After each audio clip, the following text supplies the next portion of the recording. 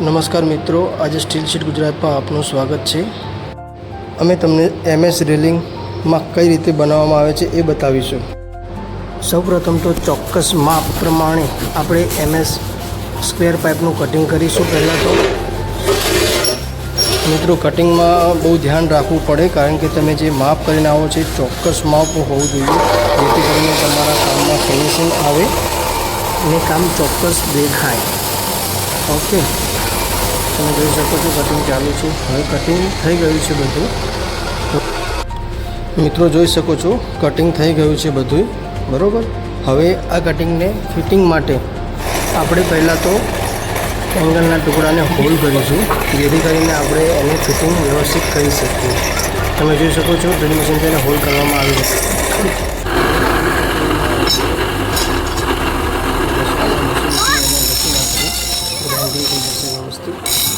જેથી કરીને એના કોના કે સ્લીપ થઈ જાય અને કોઈને વાગવાની બીક ના લાગે, બરાબર। તમે જોઈ શકો છો એની સાથે સાથે જે આપણે પાઇપો છે જે કટિંગ કરી છે તમે જોઈ શકો છો, ઘસી નાખીશું પહેલાં એના કોના।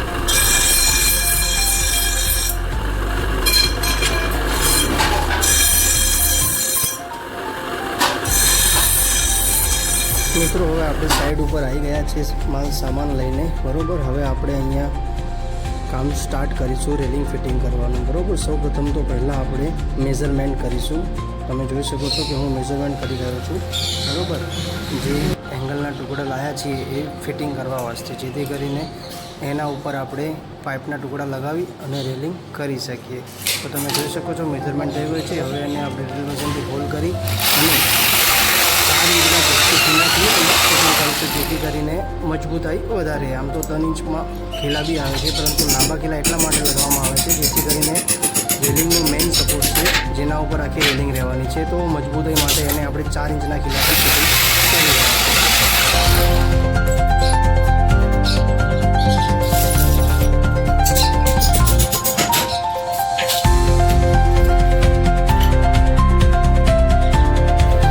તમે જોઈ શકો છો હવે આપણે એંગલના દરેક ટુકડા દરેક સ્ટેપ બાય સ્ટેપ લગાવી દીધા છે, બરાબર। હવે એના ઉપર આપણે એક ટાંકો મારી અને પાઇપો પણ ઊભા કરી દીધા છે। તમે જોઈ શકો છો વિડીયોની અંદર કે આપણે જે રેલિંગના પાઇપ છે ડિઝાઇન પ્રમાણે આપણે ઊભા કરી દીધા છે। હવે એ જ પાઇપની અંદર સ્ટેપ બાય સ્ટેપ આપણે જે આડા 4 ઇંચના કટકા લગાવવાના છે એ બી હવે આપણે કટિંગ કરી અને લગાવી રહ્યા। તમે જોઈ શકો છો વિડીયોની અંદર કે હું એના 4 ઇંચના કટકા લગાવી રહ્યો છું। જે મેઝરમેન્ટ છે એના સ્ટેપ બાય સ્ટેપ આપણે એના કટકા વેલ્ડ કરી રહ્યા છીએ જે ડિઝાઇનની અંદર છે, બરાબર। તમે જોઈ શકો છો મિત્રો, તમને કદાચ વિચાર આવતો હશે કે એક ટાંકા ઉપર કેમ લગાવી રહ્યા છે। એનું રીઝન એ જ છે કે અત્યારે એક ટાંકા ઉપર એટલા માટે લગાવવામાં આવે છે જેથી કરીને કોઈ પણ ભૂલ થાય નાની તો એ આપણે જલ્દીથી સુધારી શકીએ છીએ। એના માટે આપણે આખી રેલિંગને એક ટાંકા ઉપર જ પહેલાં ઊભી કરીશું, બરાબર। જેથી કરીને આપણે કદાચ કંઈ પણ નાની અમથી ભૂલ થાય તો એ આપણે જલ્દીથી સુધારી શકીએ છીએ અને કામ પણ આપણું ફિનિશિંગવાળું થાય। મિત્રો, તમને વિડીયો જો પસંદ આવે તો લાઇક, શેર અને કમેન્ટ જરૂર કરજો। તમારી રાય અમને આપજો, જેથી કરીને અમે અમારા વિડીયોની અંદર સુધારા વધારા પણ કરી શકીએ।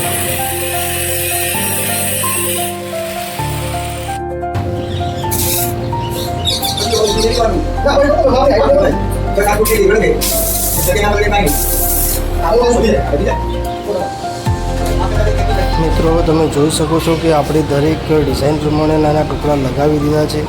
હવે આપણે એને ઉપરનો ઢાંચો બેસાડવા માટે એને ઉપરથી ફાસ્ટ કટિંગ કરવાનું છે, એ કટિંગ કરી રહ્યા છીએ, જેથી કરીને ઉપરની પાઇપમાં આપણે વેલ્ડ કરવામાં તકલીફ ના રહે માટે આપણે દરેક પાઇપને આપણે ફાસ્ટ કટિંગ કરી રહ્યા છીએ, બરાબર। જેથી કરીને વેલ્ડિંગમાં બી પ્રોબ્લેમ ના રહે।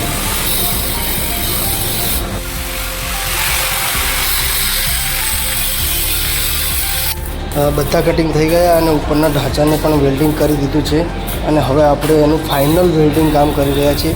જે અત્યાર સુધી આપણે એક ટાંકા મારીને રાખેલ હતા એને હવે ફૂલ વેલ્ડિંગ કરી રહ્યા છીએ। જે તમે જોઈ શકો છો ઉપરનો ઢાંચો પણ વેલ્ડ થઈ ગયો છે ટાંકા ઉપર, જેને આપણે હવે આગળ થોડી જ વારની અંદર આપણે એને ફૂલ વેલ્ડિંગ કરી દઈશું, જેથી કરીને રેલિંગ એકદમ મજબૂત બની જાય.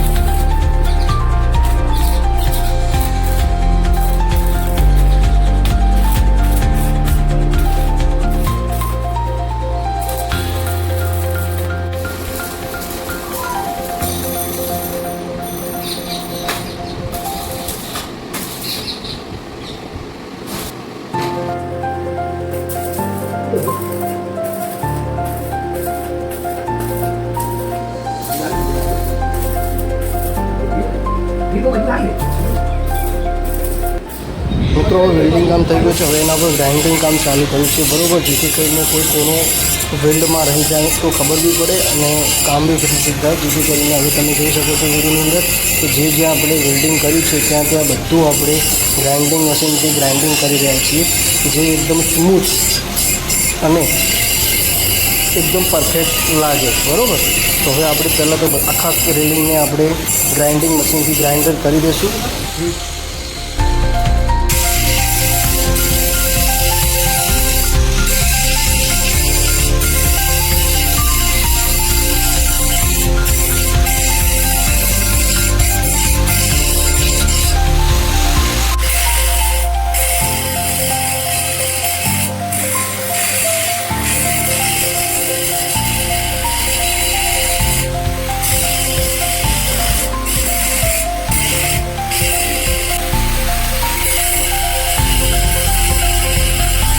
મિત્રો જોઈ શકો છો હવે આપણું ગ્રાઇન્ડિંગ કામ પતી ગયું આવ્યું છે. હવે આને આપણે રેલિંગને પેઇન્ટ કરીશું. તમે જોઈ શકો છો કે પેઇન્ટ કરવાનું કામ ચાલુ છે. જે આપણે ગ્રાઇન્ડિંગ કર્યું છે એના ઉપર પેઇન્ટ કરીએ છીએ, જેથી કરીને એકદમ સ્મૂથ અને ફિનિશિંગવાળું કામ આપણું દેખાય. મિત્રો તમે જોઈ શકો છો